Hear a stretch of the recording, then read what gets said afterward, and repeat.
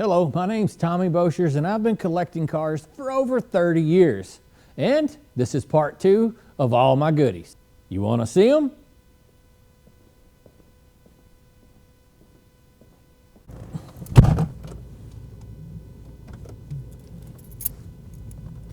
Now, if you're judging me right now, the car that I'm driving is not really super elaborate.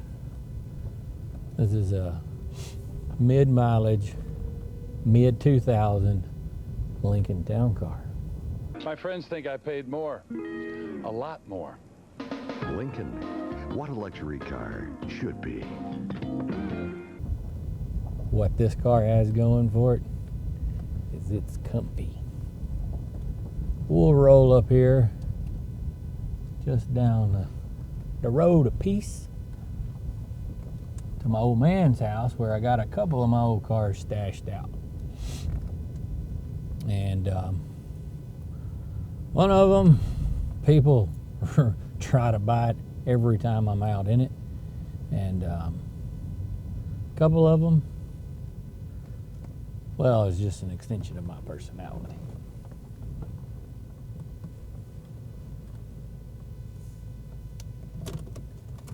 Let's go check them out.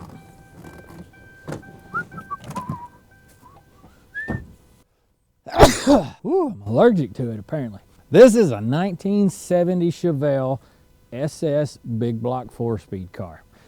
And it's not perfect by any means. You can tell by the patina that's on it, but it's the real deal. No joke. It is one of the most sought after muscle cars ever produced. A 70 SS car, man, you can't get much higher up in the food chain than one of these. Well, looks like Pops is up here. Since that retired life, you can kind of tell he's not in a hurry. Yep, he's still getting out of the truck. It was like 3.5 minutes into it. There he goes. Now he's gone back to the truck. Yep, he got out twice. They all up here. Checking on you. You wide open? Yeah. No, I thought about it. I was going to go back to see when y'all was going to cut loose. Mm-hmm. And I was thinking about, like put my thing in. Dash and stuff? Yeah. Okay. But I know y'all were busy back there. I didn't want to Right. come back and bother you. Well, you do that anyhow. I do that in. Well, I wasn't trying to. That's what I. Mm-hmm. You know them Chex Mixes Mm-mm. cereal? Like Yeah. They got these Chex cereals, Mm-hmm. wheat Chex. Hadn't had them since I was a kid. Okay. And they had them down there at Walmart. So I bought about 4 boxes of them. They're pretty good. You pour it in them, different variety of. Oh, I got you. And it's just Grab a handful of them. get a handful, Oh, I got you. And I like them, but Yeah, we're filming a thing here on this big Chevelle real quick. So, yeah. So you pulled up and you didn't end like it's not that you interrupted us by any means. You just diverted us for a minute. diverted. Yeah.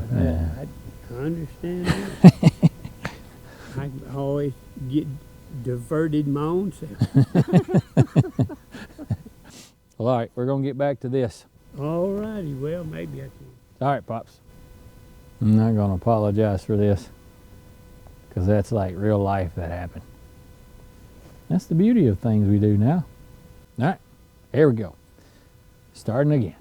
1970 Chevelle SS big block 4-speed car. Whenever it comes to a muscle car, you don't get much higher up in the food chain than one of these. Now, what's really kind of interesting about this one, these type of cars or this make and model of a car is the most cloned car that's really and truly known to exist when it comes to the muscle cars. But if you step back and look at this one, you can kind of tell that it's the real deal because of all the emblems, all the bumpers, and that type of stuff is like old, patinaed, if you will. To make a duplicate of this, you'd have to use emblems and parts and stuff that was old and aged and crusty and that kind of thing. Now, this car is one of them that we've bought from a friend of mine. He's an automotive artist, and he used this car as kind of a pickup truck. You could have seen this particular one in Nashville going around, kind of whipping around the interstates with a ladder strapped to the roof, paint cans hanging out of it. And I'm serious, he used this old car as a pickup truck. And I wound up meeting the guy and helped him out with it a few times. And I told him, I said, man, you ever have a notion to sell that car? And he kind of laughed and said, man, if you knew how many people tried to buy this car, I've got a stack of numbers about this tall. I said, I get it. I'm not saying I have to be the guy to buy it, but I'd like the option to buy it if we could. And next thing you know, well, it worked out. I've owned it for a few years now, and me and my daughter have taken this whole thing for cruises. Back whenever COVID and all was going on, we actually would take this thing and just kind of ride around some of the back roads in it. Taught my daughter how to drive a standard shift in this thing. And is it the most beautiful car? Oh, no. You can tell, man, this thing's crunchy. I mean, you can just see some of the Bondo that I'm popping off of it. But what is great about a patina car is if it does get a bumper bruise or a nick or a scratch, well, it just kind of blends in. And I'm a big fan of shiny cars, but I've got so many things to work on. Sometimes just owning something that you can kind of beat on is fun. Now, it's not a very rusty car. It's really not. It's a car that deserves to be restored. It deserves to be kind of put up into a place in the dry and all that. But I don't have that right now. I will eventually. And a few of you guys are going to probably go like borderline crucify me for what I'm doing. Like, you should have this car put into the dry. You should this, you should that. And I'm like, you're kind of right, but it's also my car, so shut up.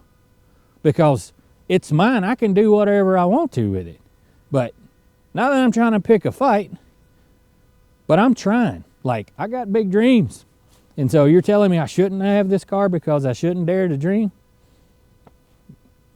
Man, everybody's been somewhere they, want something bad enough, and if they could just have it for a little bit, put a smile on their face. And this one does exactly that. Now I want to pop a hood on this thing. And it's kind of funny, like it's only got one hood pin. And this is an original hood. It takes a little bit to get this thing opened up. I don't remember if it's got.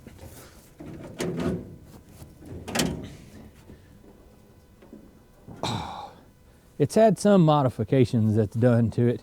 As you can see, the big block's got aluminum valve covers on it. It's got an aftermarket intake on it. The wiring on it's aftermarket. The firewall doesn't have the heater box and stuff on it anymore. It's actually all taped off. But it's a real deal car.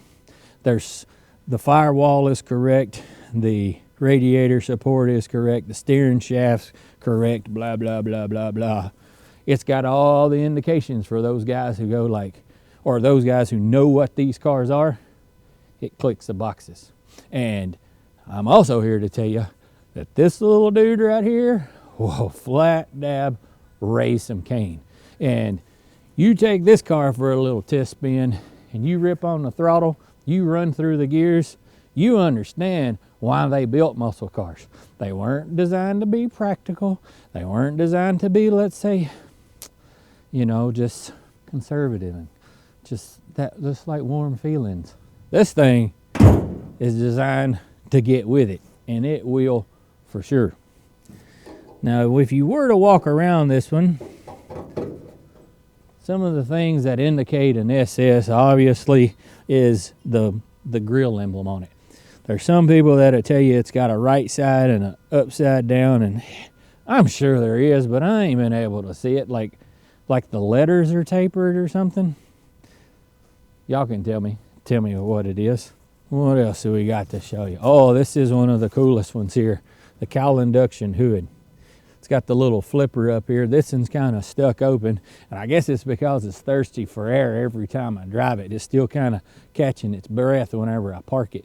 Now, I've got some photos of this thing with it sitting, we had about here in Tennessee, which is kind of a rarity, about 4 inches of snow hanging off this thing. And boy howdy, when we posted that up on socials, people lost their mind. Like, we did a cold start on it, but what was cool is this old car did what it needed to do. I patted the gas, turned it over a few times. She hit, yeah.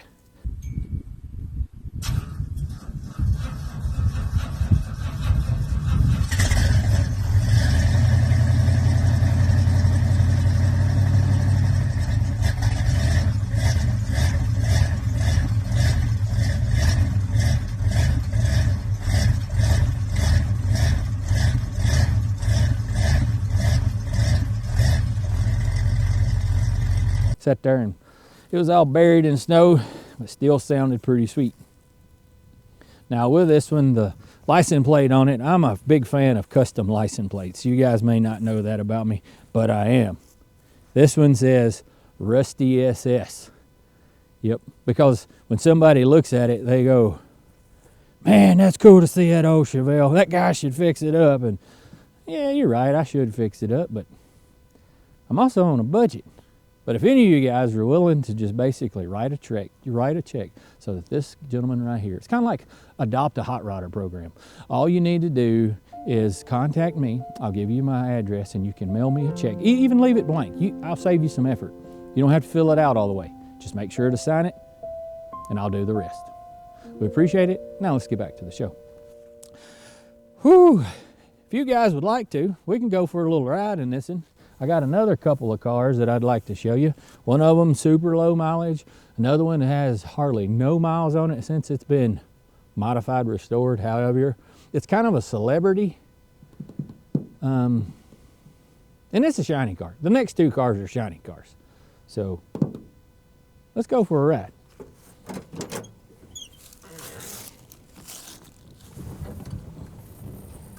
I'll roll down my window. The aromatics in this thing are rather pungent. It don't smell stinky. It just smells like an old car. All right, let's hopefully this thing will crank up. Come on, girl. Come on, girl. It's cold out here. I hadn't started this thing in probably about a month and a half or so. Just blowing leaves and stuff out from under the hood. But that's what's kind of cool about it. She'll fire up. It's like your old trusty truck.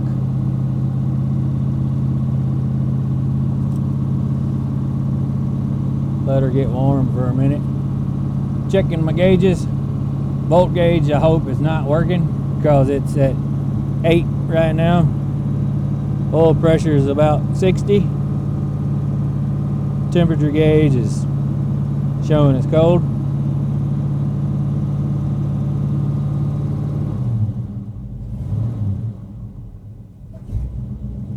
We're ready to rock.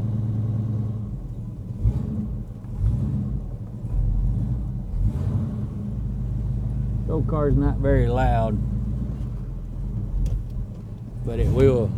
It'll definitely get there.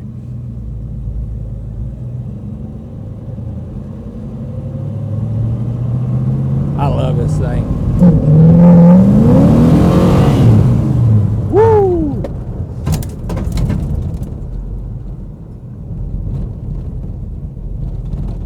Slow back down, slow back down.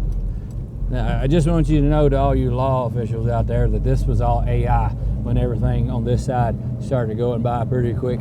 Yeah, it's pretty neat with what they can do with that type of stuff nowadays.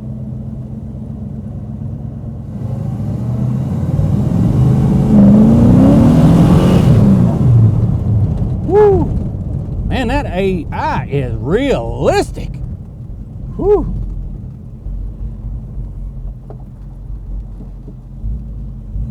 I ain't even done nothing stupid yet. I want to, though.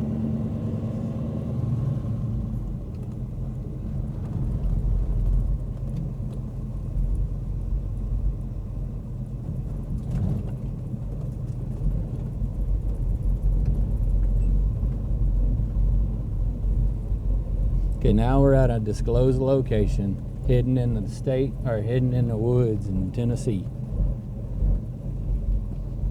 where I've got some cars stashed. Wife may not know about these, so if you guys will, don't tell her, because you know, some things you just gotta kind of have squirreled away.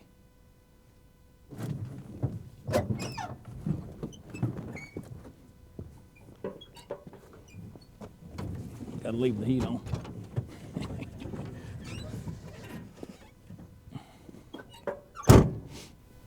These next two are some dusty gold in a way. One is actually gold, and the other one is one of the TV cars that me and one of the other co-hosts built probably 15 to 20 years ago. Yeah, it'd be closer to 20 than it would be 15. This is a 1964 Mercury Comet gasser that's got a 4.6 liter Ford motor that's been hopped up, and it's got a Richmond 5-speed in it. With the gasser size, it's got a straight axle in the front. It's been moved forward 6 inches. This one has, the rear axle has been moved forward 10 inches. Now this thing has been sitting for many years. It's kind of sad, to be honest with you. Like, we can pull some of the covers back off of this thing. And I really should be doing something with it. It's covered in dust. It's kind of just an old cool car, but it's also part of my history. Like, this car was one of the first ones that I worked on from up there in that TV show.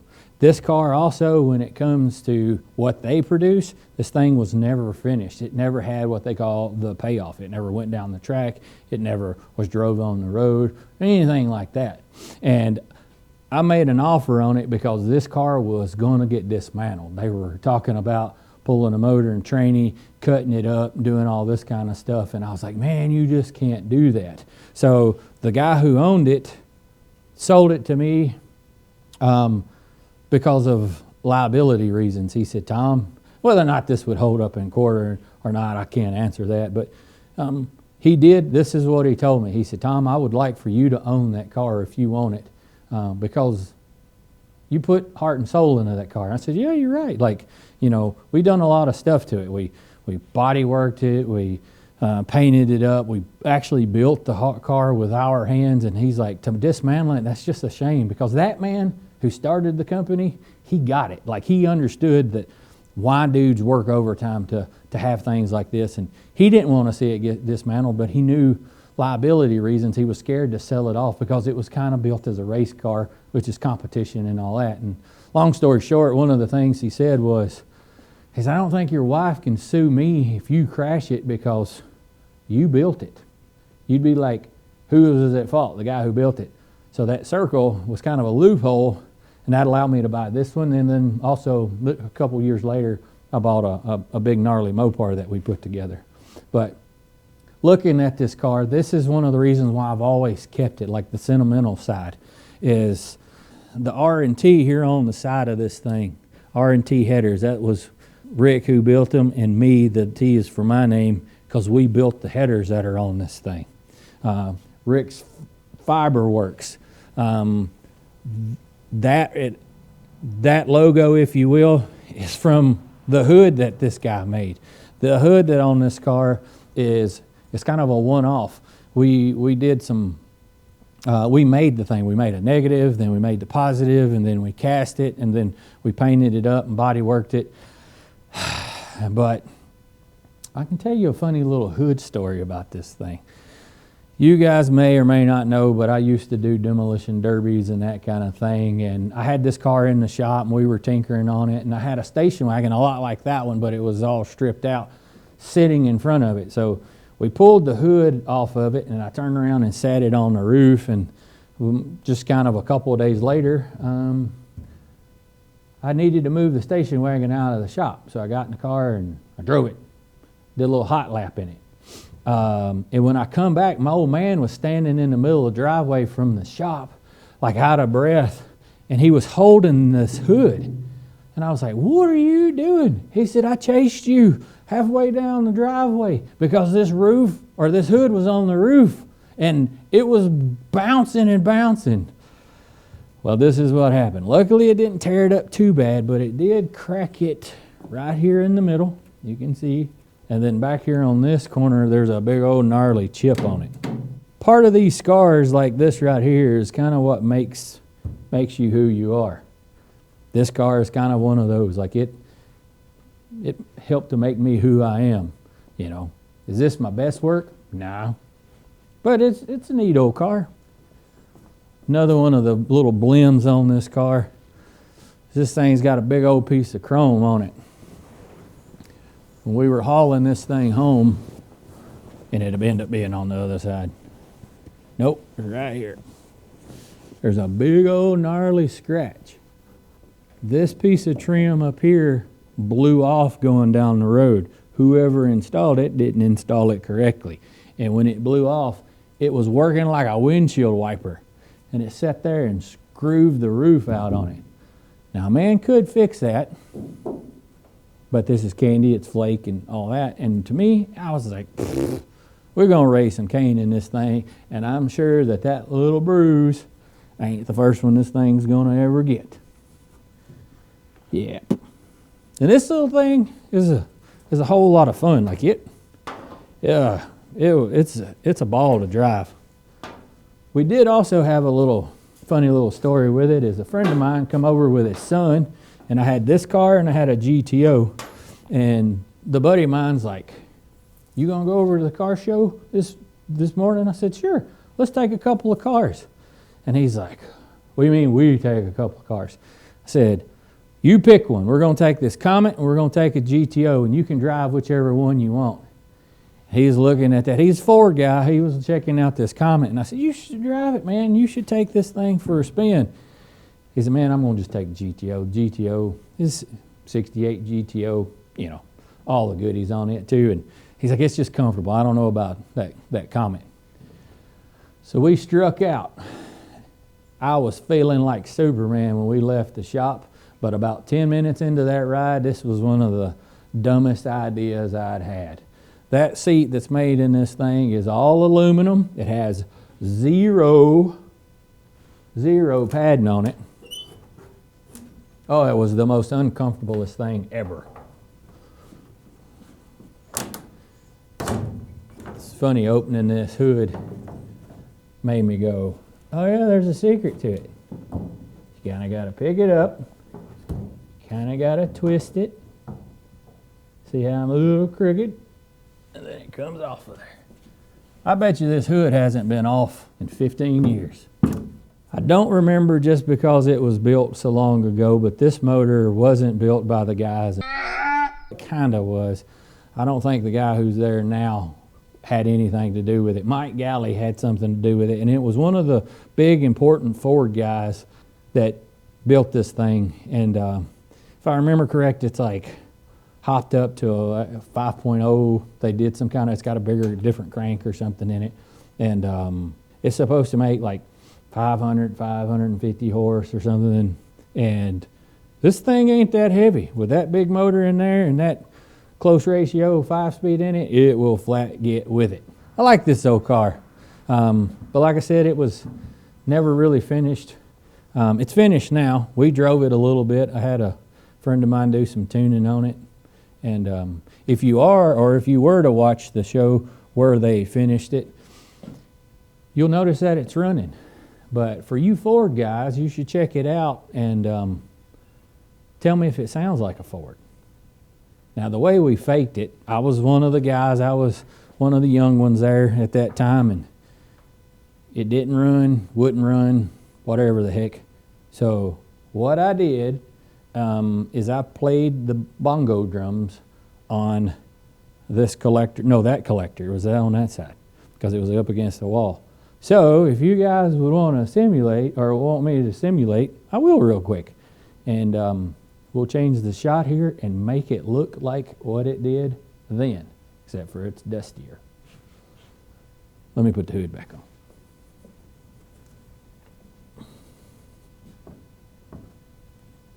Nice and easy.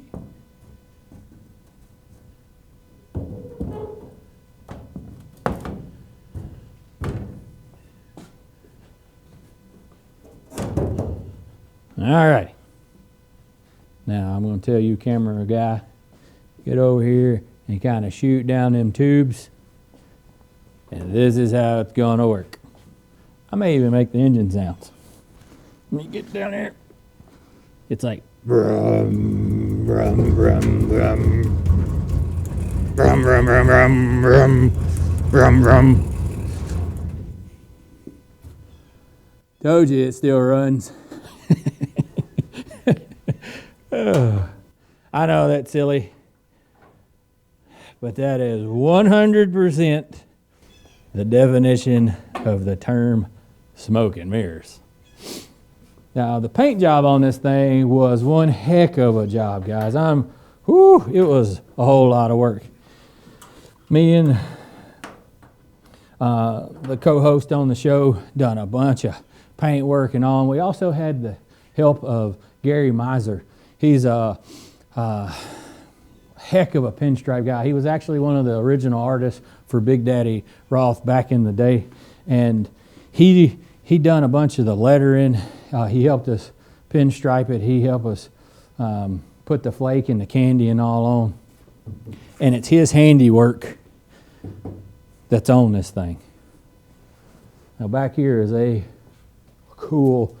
is one of the coolest sections on the car. It's because it's got Gary, for one, his autograph of where he done it. And you can look at a lot of this type of his art and you can see all that traditional style, like fonts and stuff. But yeah, it just brings me joy. It really does. Funny little piece of trivia for you. It says Advanced Plating. It's not Advanced out of Nashville or Portland. It's Advanced. It's got a D in it. I remember Steve, the guy that owns the place, seen that. He's like, I get it. We get it all the time. But it's one of them like, I'm an idiot moments.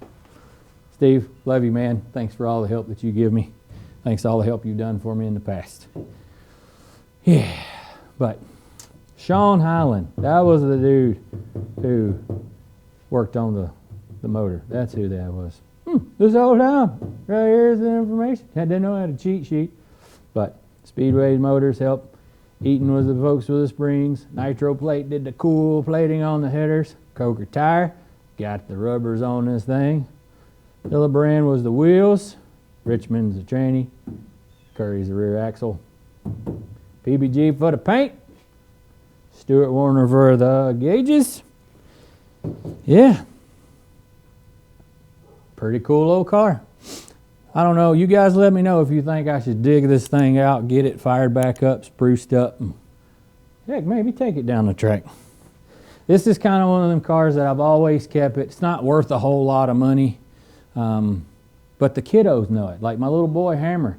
I remember one time taking him for a ride in the front seat of this thing. He was just a little bitty squirt. Yeah, he was a little bitty squirt, but it was one of them moments that you realize your kids kind of have that bug that you got.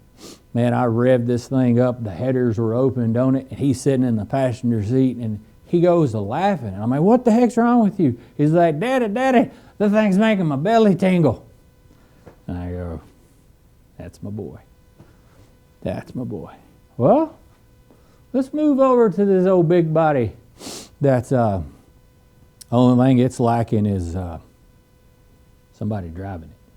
This is a 1971 Townsman station wagon that I bought off of the grandson of the original owner.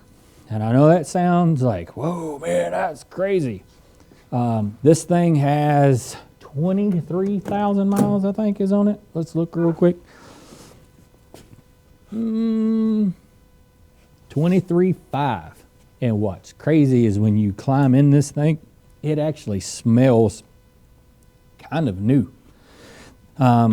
This thing was on Marketplace, and I was a derby guy. I seen this thing, and I was like, I think I could buy that. I could make a little money off of it. For those of you guys who kind of don't know, 71, 72s, and 73s is the most sought after. This 71 front end on this car is expensive. One, because of it's such really good sheet metal, and if you were fixing up a convertible that seemed to be fetching some pretty big money, that good of stuff is really worth about $1,000, $1,500 a part, because all you have to do is scuff it and paint it. There's no repair on it. So I did the math on that, and I said, shoot, I can pay a few $1,000s for this car. Well, I watched it get cheaper and cheaper and cheaper, and whenever it finally got to the point that I thought I could buy it, I made a phone call and I went to check it out. Whenever I went to see the car, the first time, the photos that was up there, it was a different car, meaning somebody had put it in a restoration shop and they had disassembled the front cap and pulled the motor and transmission out of it in the efforts of doing a restoration. And everybody tells you it's a 23,000 mile car. You know, we've all heard that, and you get there and it's like, dude, are you on drugs? Like, this is 200 and something thousand. Well, looking at this one, whenever I crawled up under it, it was easy to see that that was the real deal thing on it. And the story on the car is the guy who had it bought it new, and his family, you know, he kind of used it a little bit, and then he parked it because gas was expensive. And I get it, this big thing don't get very good gas mileage at all.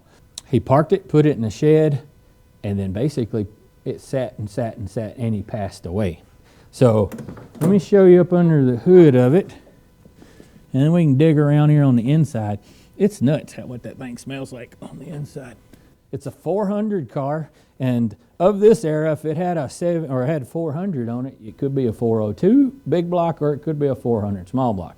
This one is a small block car. I have been kicking around selling this thing because, holy cow, we got a squirrel or something living in here. It's a nice old car. I mean, it really, really, really, really is. I don't drive it. Since I've owned it, I drove it to town once and back. And I should do something with it. I mean, it's just kind of one of them cars that, it being such a low mileage car, somebody needs to have it in temperature controlled, this, that, and the other, and blah, blah, blah, blah. And I don't know. You know, life changes as you have priorities and that kind of thing, but I used to tear a bunch of these cars up. And so when we were putting it back together, it was really weird whenever you were like saving pieces. I remember talking with my old man, I was like, we used to take these cars apart with side cutters and vice grips and pry bars. And now I'm going, like, man, how did they route that wire? So we'd have to go to old other derby cars we had, check to see how they routed them. So, yeah, I don't really know what I'm going to do with it, but I should do something with it. One thing that is neat about this era of station wagon that a lot of people don't know about them is this car is called or referred to as a clamshell. And that is because of the rear window and the tailgate in this car.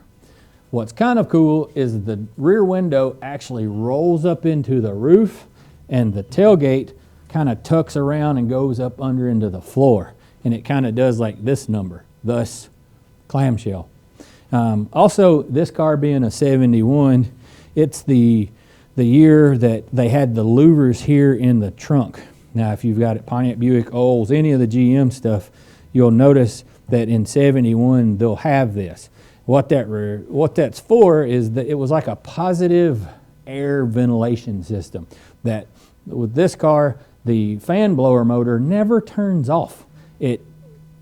Meaning, well, as long as the key's on, the fan never turns off. It's constantly pushing air all the way through the car and then supposedly out. Well, what the problem with this thing was, where does the exhaust come out on these cars? That one's actually on the side, but sometimes on the sedans, they come out this way. Well, that air could actually get, if the windows would crack on the side, it could create a negative pressure, draw exhaust fumes back up through here. The next thing you know, you got people that are falling asleep at the wheel, and this was a liability, and blah, blah, blah, blah, blah.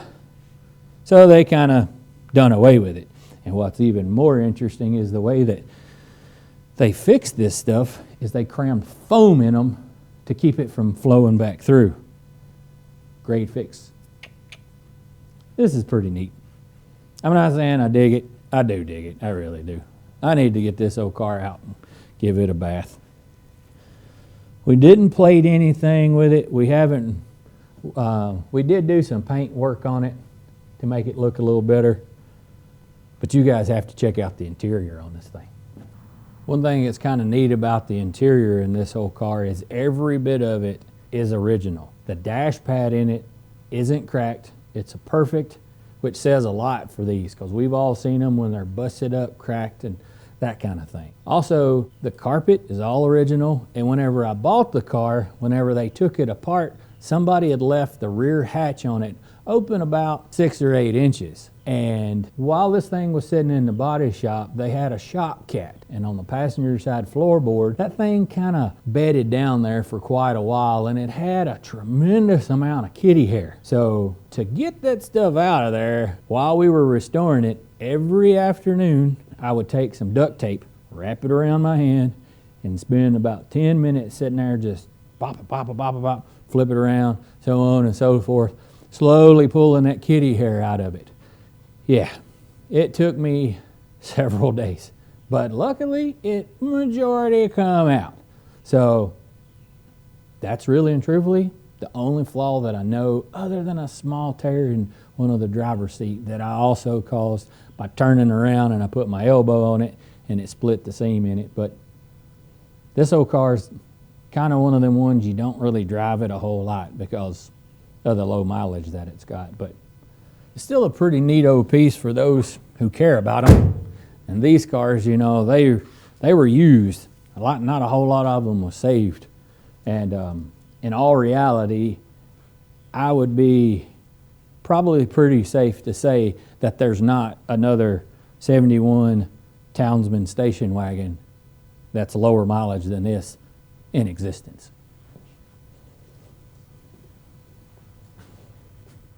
Now I know this is part 2 of my car collection, and it was just 3 of them. And I have more than this. I own somewhere around probably 60 or 70 cars. And I do have that condition. But guys, I want to say thank you for following along with us. I hope you enjoyed this little tidbit of some cool car stuff. And if you're interested in any of these, you might holler at me. And guys, make sure to leave a comment. If we're doing right, I want to know. And if we're doing something else or something else we could do to make it improve it, please let us know. And that's about it. We're going to get back at it and go enjoy the rest of the day. Go rip on a big block Chevelle. It's okay. You can be jealous. You can come for a ride with me. Or not. Uh-oh. Come on.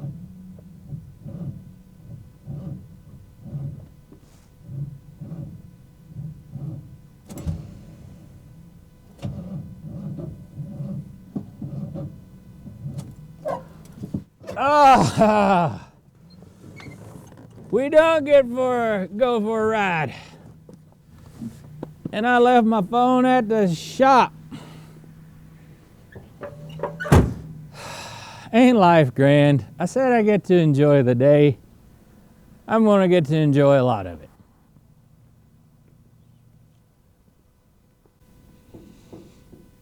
So, neat story. Out doing some YouTubing. Taking a car I haven't drove in a while. Taking a car I haven't serviced in a while. And it won't start. Battery cables are tight. Ooh, they a little dirty though. Trying to make them work. Trying to make them work.